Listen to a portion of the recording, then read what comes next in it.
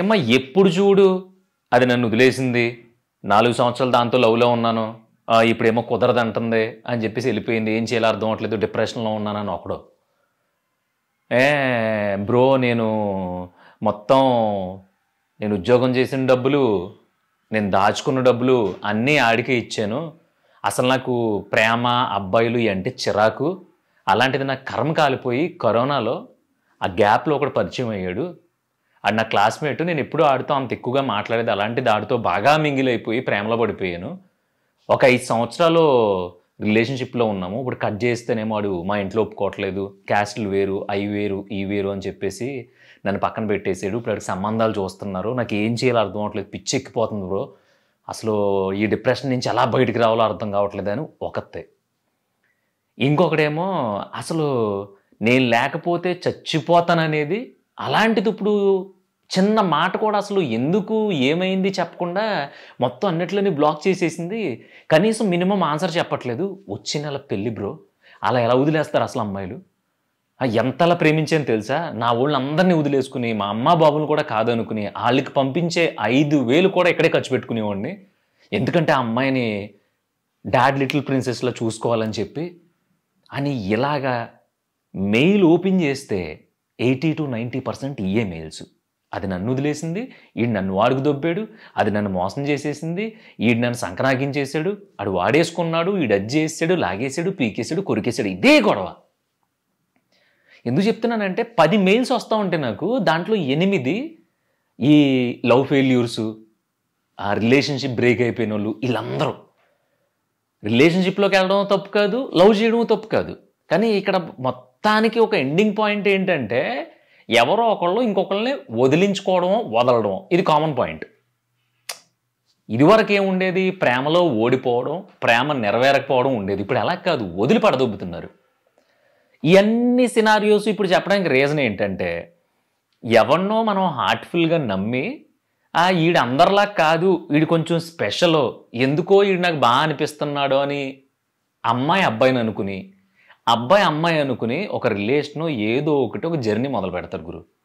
మొదలు పెట్టిన తర్వాత ఒక పాయింట్ ఆఫ్ టైం వచ్చింది, నిజంగానే వాళ్ళకి ఏమన్నా బెస్ట్ ఆప్షన్ దొరికిండొచ్చు, లేదంటే వాళ్ళకి ఇంకేమన్నా మనలో నచ్చకపోయి ఇంకొక చోట ఏదో దొరికిండొచ్చు, అబ్బాయికైనా అమ్మాయికైనా వదిలేశారు, లేదంటే ఏ సొల్లు కబుర్లు చెప్పి వదిలించేసుకున్నారు, లేదు మొహం మీదే మన ఇద్దరికి వర్కౌట్ అవ్వదు, నువ్వు నన్ను హ్యాండిల్ చేయలేవు, వదిలేయి, నీ దారి నువ్వు చూసుకో, ఇద్దరం ఎంజాయ్ చేసాం, నువ్వు ఎంజాయ్ చేసావు నేను ఎంజాయ్ చేశాను, రామ్ రామ్ అని చెప్పుకుని విడిపోయేస్తారు. చాలామంది రకరకాల సీక్వెన్స్లో విడిపోతూ ఉంటారు.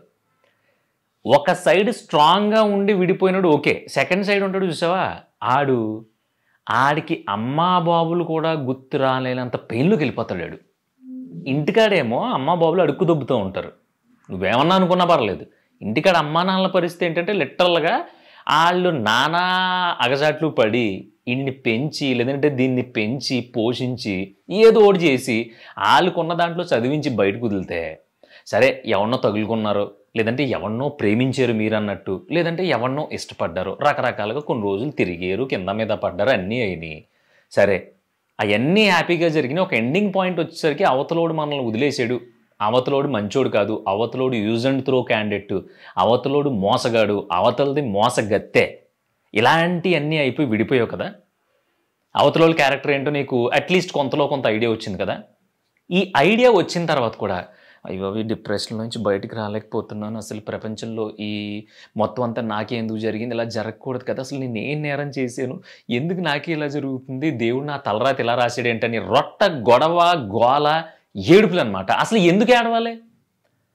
నేను చెప్తున్నాను కదా, అప్పటిదాకా పచ్చడి మెతుకులు తినొచ్చి ఏదో కొంత చదువుకున్నాం కదా అని చెప్పి చిన్న చితక జాబ్ మొదలుపెట్టి, లేదంటే డిగ్రీలో బాగా మార్కులు వచ్చినాయి కదా అని ఎంబీఏలో జాయిన్ అయ్యి, లేదంటే ఇంటర్మీడియట్ బాగా మార్కులు వచ్చినాయి కదా అని ఇంజనీరింగ్లో కొంపలో జాయిన్ చేస్తే, మన మట్టికి మనం ఏదో అట్రాక్షనా ప్రేమ ఇంకోటి పక్కన పెడితే ఒకళ్ళని ఇష్టపడి వాళ్ళతో ట్రావెల్ చేసి మనమే పెద్ద బొక్క ఎట్టుకుని, ఆ బొక్క పడిన తర్వాత కూడా ఆ బొక్కకు అవతల నుంచుని బోర్ని ఏడ్చామనుకో, ఎవరికి ఉపయోగం?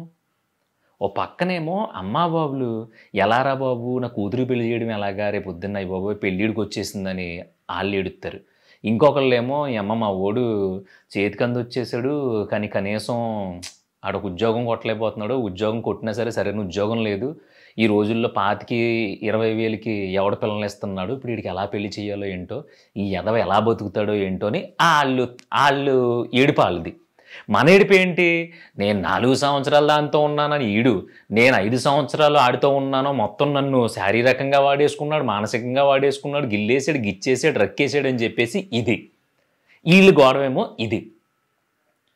అసలు ఎంత డిప్రెషన్‌లోకి వెళ్ళిపోతున్నారంటే ఎక్కడైనా టక్కుమని విడిపోయారు, టక్కుమని క్లాష్ వచ్చిందనేసరికి అదేదో ప్రకృతి మొత్తం కలిసి ఈ అమర ప్రేమికులిద్దరి మధ్యలో పెద్ద గోడ కట్టేసి, పెద్ద సునామీ సృష్టించేసి, ఒకళ్ళనేమో మాల్దీవుల్లో పడేసి, ఇంకోళ్ళనేమో బెర్ముడా ట్రయాంగిల్‌లో పాడేసి, అయ్యో!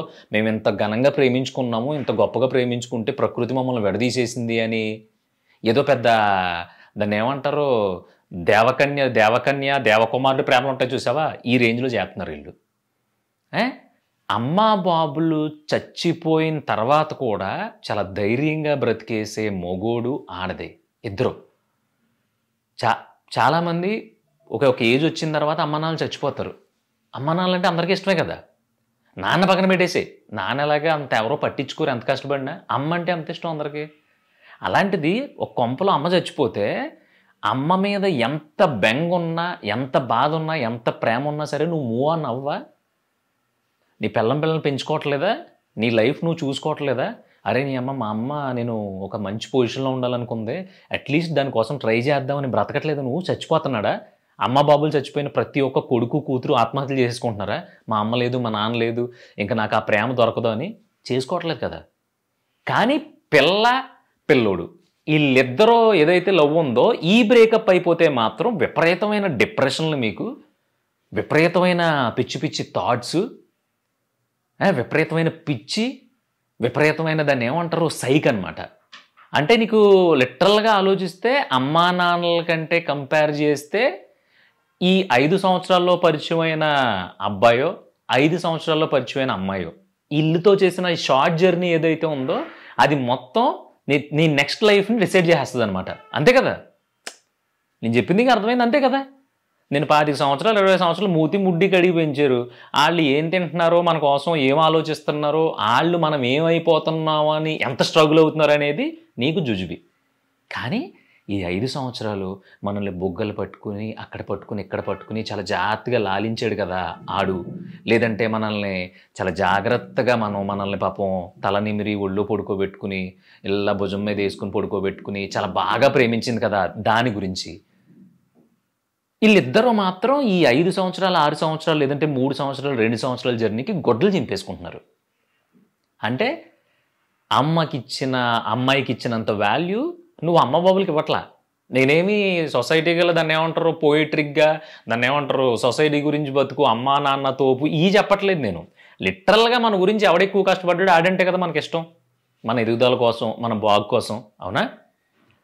ఇప్పుడు అమ్మా నాన్న దాని గురించి ఏడుస్తారు కదా, నువ్వు బాగుపడాలి అంటారు. కానీ నువ్వేం చేస్తున్నావు? ఎలా సంకనాకి పోవాలనే దాని మీద కూర్చున్నావు. ఇప్పుడు వదిలేసి వెళ్ళిపోని ఈ రోజు కాబట్టి రేపు పొద్దున్న వెళ్ళిపోద్ది అది.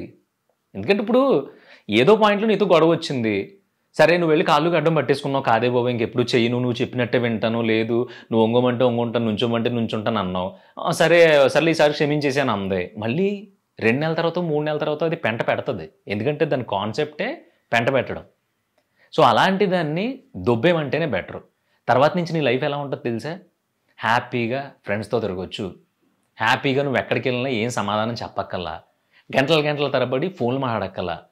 అర్థమవుతుందా? సంజాయిషులు చెప్పుకోనక్కర్లేదు, బొజ్జగించక్కర్లేదు, కొనక్కర్లేదు, గిఫ్ట్లు ఏమీ చేయక్కర్లేదు. నీకంటూ ఒక రాయల్ కింగ్ లాగా, అరేబియన్ గుర్రంలాగా విచ్చలవిడిగా తిరగవచ్చు. తర్వాత నీకు నచ్చిన రిలేషన్షిప్ పెట్టుకోవచ్చు నువ్వు, ఇంకా గట్టిగా పచ్చిగా మాట్లాడితే. ఇక అమ్మాయి సైడ్కి వద్దాం.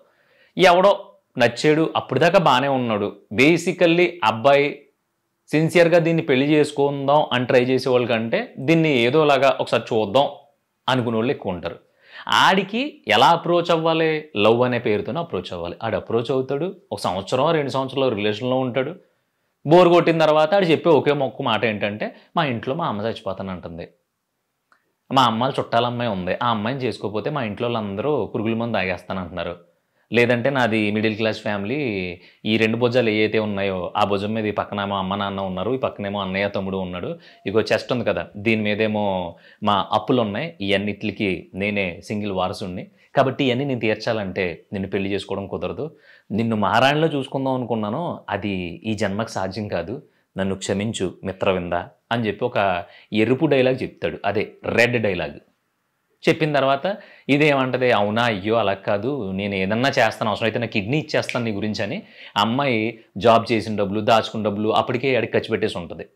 ఇవన్నీ పోగా ఆడొక సింపతి డైలాగ్ ఏంటంటే, సరే నేను చచ్చిపోయినా పర్లేదు కదా నీకు, నేను ఎంత చెప్పినా సరే మా ఫ్యామిలీ మొత్తం నేనే మొయ్యాలని చెప్పినా సరే నువ్వు నన్ను ఏమైనా సరే పెళ్లి చేసుకోవాలి, లేదంటే నేను చచ్చిపోతాను అంటున్నావు కదా, ఓ పంచి నేనే ముందు చచ్చిపోతాను అంటాడు వీడు. ఇలాంటి దరిద్రమైన ఇలాంటి క్లైమాక్స్లు 90.99 చచ్చ కాదా 100% ఉంటాయి. ఎక్కడో శృతి తప్పేసి 100 పైన ఒకటో రెండో వర్కౌట్ అవుతాయి కీన్గా. అవి మనం గెస్ చేయలేము, అట్లని ఎస్టిమేట్ చేయలేము, అట్ల గురించి ఎవరికి తెలియదు కూడా. అవి అలా రాసి పెట్టేసి ఉంటే జరిగిపోతాయి అన్నమాట. సో ఇదంతా ఎందుకు చెప్తున్నానంటే, మా ఫ్యామిలీ పరిస్థితి బాలేదు, అసలు నేను నెక్స్ట్ స్టెప్ నేను పలానా గోల్ పెట్టుకున్నాను, ఈ గోల్కి వెళ్ళడం ఎలాగ అర్థం కావట్లేదు నాకు, అసలు దీని గురించి ప్లాన్ ఏంటి అని అడిగేవాడు 100 మెయిల్స్ వస్తే ఒక్కడే ఉంటున్నాడు. హానెస్ట్లీ ఒక్కడే ఉంటున్నాడు. మిగతా 99 మంది కూడా వాళ్ళ వల్ల నేను మోసపోయాను, ఈడు వల్ల మోసపోయాను, అదేమో ఇద్దరితో తిరిగింది, నేను మూడో వాడిని అని ఒకడు, లేదంటే ఇంకొక అమ్మాయి వస్తుంది, ఆడి ముగ్గురిని మెయింటైన్ చేస్తున్నాడు, నన్ను ప్రాణానికి ప్రాణంగా ప్రేమించాను అన్నాడు, ఆడు నేనే పోషిస్తున్నాను, అయినా సరే మొన్న ఆడి సెల్లో వేరే అమ్మాయితో చాటింగ్ చేశాను, చాలా వరస్ట్గా ఉంది, నన్ను మోసం చేశాడు నొకతే. ఎంత బతుకు బతికి ఎంత తాళ్ళ పెరిగి మంచిగా హెల్దీగా ఆరోగ్యంగా ఉన్న నువ్వు ఎవడో అన్నోన్ పర్సన్ సడన్గా లైఫ్లోకి వచ్చి కొన్ని రోజులు మనల్ని నమ్మించి మనల్ని వాడుకున్నాడా, లేదంటే మనం వాడిని వాడుకున్నావా, ఇవన్నీ పక్కన పెట్టేస్తే ఆల్ ఆఫ్ సడన్ క్విట్ అయిపోయేసరికి నువ్వు నిజంగా దాన్ని ఏమంటారు, పిచ్చుకుక్కుంటూ చూసావా, ఆ పిచ్చుకుక్క ఏం చేస్తుందంటే, మామూలు కుక్కలు అయితే మామూలు ఆల్టర్నేటివ్స్ చూసుకుని ఏదన్నా అడ్డొస్తే పక్కకు తప్పుకోవడం, లేదంటే ఎవరైనా బెదిరిస్తే పారిపోవడం ఇలాంటివి చేసి హ్యాపీగా ఎక్కడికి వెళ్ళాలనుకుంటే అక్కడికి వెళ్ళిపోతాయి. కానీ పిచ్చుకుక్క ఏం చేస్తుంది తెలుసా, తోక కూడా పైకి ఉండదు, పిచ్చుకుక్క తోక కిందకి పెట్టుకుని సొల్లు కాచుకుంటూ స్ట్రైట్గా వెళ్ళిపోద్ది. దారిలో ఎవరు అడ్డొస్తే అని కరిచేస్తుంది. ఐదర్ దాన్ని ఎవడన్నా చంపేయాలి, లేదంటే దానికి ఇంకా బుర్ర పాడైపోయి ఎటన్నా వెళ్ళిపోవాలి. అది ఈ రెండట్లో ఏదో జరిగే వరకు ఆ పిచ్చుకుక్క స్ట్రైట్గానే వెళ్తుంది తప్ప ఇంకా అటు ఇటు ఎవడన్నా కొట్టినా బెదిరించినా దానికి ఫరక్ పడదు. దీనికి ఈ పిచ్చుకుక్క రీజన్ చెప్పడానికి ఒక లాజిక్ ఉంది. లైఫ్లో మనం అంతే, నడుచుకుంటూ వెళ్తాం, ఏదన్నా అడ్డొచ్చిందనుకో తప్పుకుంటాం, కొంచెం వేరే రూట్ చూసుకుని మంచి రూట్లోంచి వెళ్ళిపోతాం. అదే బుర్ర పని చేయట్లేదు అనుకో, మనం అలా వెళ్ళిపోతూ ఉంటాం. మనల్ని ఏదైనా తగిలినా, బ్లడ్ వస్తున్నా, లేదంటే వర్షం వస్తున్నా, గాలి వస్తున్నా, అదంతా మనకి మినిమం కామన్ సెన్స్ కూడా ఉండదు. సో ఇది ఎందుకు చెప్తున్నానంటే, మనం పిచ్చి కుక్కల్లో తయారవుతున్నాం. నీకు ఇది కొంచెం అబ్బెట్టుగా అనిపించవచ్చేమో, ఏంట్రా ఇలా అన్నాడు అనిపించవచ్చు, కానీ నేను నిజం చెప్తున్నా.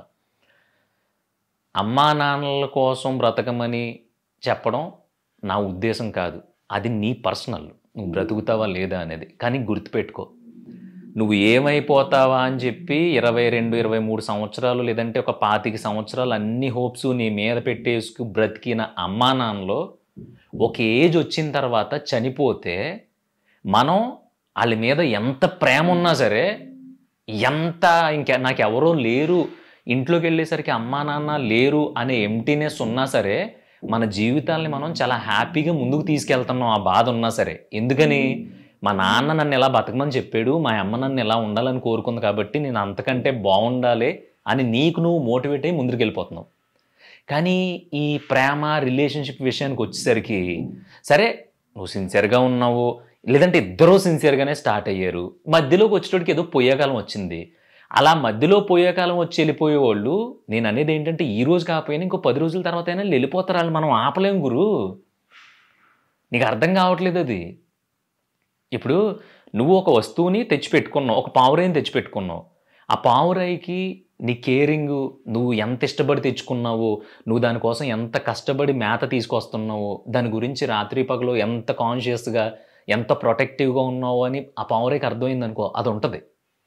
దానికి అర్థం అవ్వలేదనుకో, అది ఏం చేస్తుంది తెలుసా, నువ్వు బలవంతంగా పెట్టిన గింజలన్నీ తిని మడబలిసిన తర్వాత, కొవ్వెక్కిన తర్వాత అది చూసుకుని ఈ అమ్మ ఎన్ని రోజులు తింటాం అసలు బోర్ కొట్టేసింది ఇది కాదు కదా మనకి శుభ్రంగా అలా విచ్చలవిడిగా ఎగిరామనుకో బోల్డ్ చోట్ల రకరకాల గింజలు దొరుకుతాయి మనకి ఇక్కడ ఫ్రీడమ్ లేడు వీడు అనవసరంగా మనల్ని బంధించేసాడు అని చెప్పేసి అది ఎగిరిపోద్ది.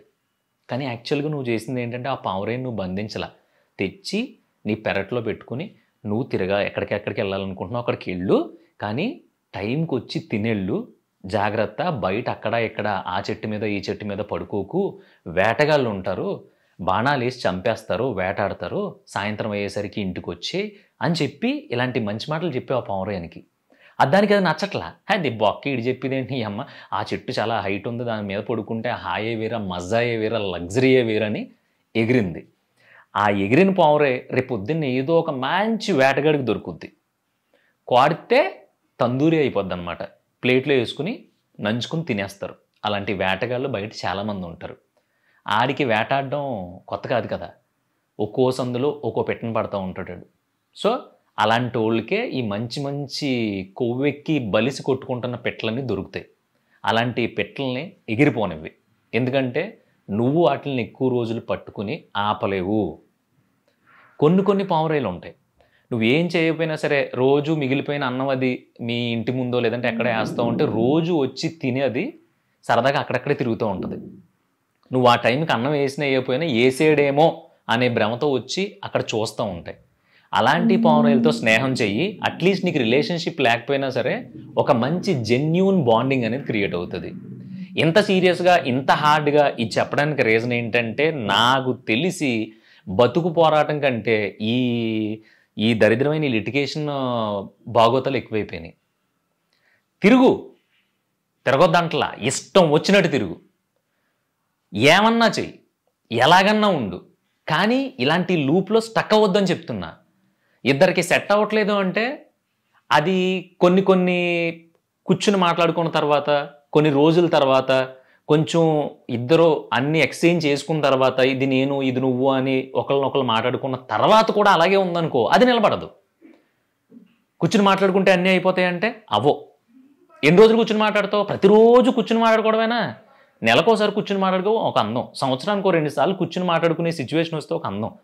ఇంకా మాట్లాడితే నేను వెళ్ళిపోతాను, మాట్లాడితే నువ్వు అది, మాట్లాడితే నువ్వు ఇది, నువ్వు నుంచుంటే నుంచోవాలి, నేను చెప్తే ఏం చెప్తే అది చెయ్యాలి, కండిషన్లు పెడితే వర్స్ట్గా ఉంటుంది. అందుకని నేను చెప్పేది ఏంటంటే పోయి ఓళ్ళని పోనివ్వండి. నీకేంటి నువ్వు బాగానే చెప్తావు, దోలు తీరిపోతుంది, రగిలిపోతుంది, లోపల మండిపోతుంది అని నువ్వు అనుకుంటే కనుక నీ అంత పిచ్చి కుక్క ప్రపంచంలో ఎక్కడ ఉండదు. నువ్వు నన్ను అన్సబ్స్క్రైబ్ చేసేసినా పర్లేదు, నన్ను తిట్టి కామెంట్ పెట్టినా పర్లేదు, నేను చెప్తున్నా. ఎందుకంటే అమ్మా బాబులు పోయిన తర్వాత అమ్మా బాబులు వెళ్ళిపోతారు అని తెలిసి కూడా మనం ఇంత ధైర్యంగా బ్రతుకుతున్నప్పుడు మన లైఫ్లో మనం హానెస్ట్గా ఉన్న తర్వాత మనల్ని వదిలేసి వెళ్ళిపోయారు అని నీకు తెలిసిన తర్వాత, నువ్వు హానెస్ట్గా ఉన్నావని నీకు అర్థమైన తర్వాత, నీ మీద నీకు నమ్మకం ఉన్నప్పుడు నువ్వెందుకు బతకలేవు? నువ్వెందుకు డిప్రెషన్లోకి వెళ్ళిపోతున్నావు? ఒళ్ళు కొవ్వా? డిప్రెషన్లోకి ఎందుకు వెళ్ళాలి? నువ్వు ఇచ్చావు, నువ్వేం లాగేసుకోలేదు కదా. నీ వల్ల అయినంత వరకు కాంప్రమైజ్ అయ్యావు, నీ వల్ల అయినంత వరకు నువ్వు ఎంత తగ్గాలో అంత తగ్గిపోయావు. ఇంకంతకన్నా తగ్గితే మీ అమ్మా నాన్నలు నిన్ను కన్నదానికి రీజన్ ఉండదు, అది గుర్తుపెట్టుకో.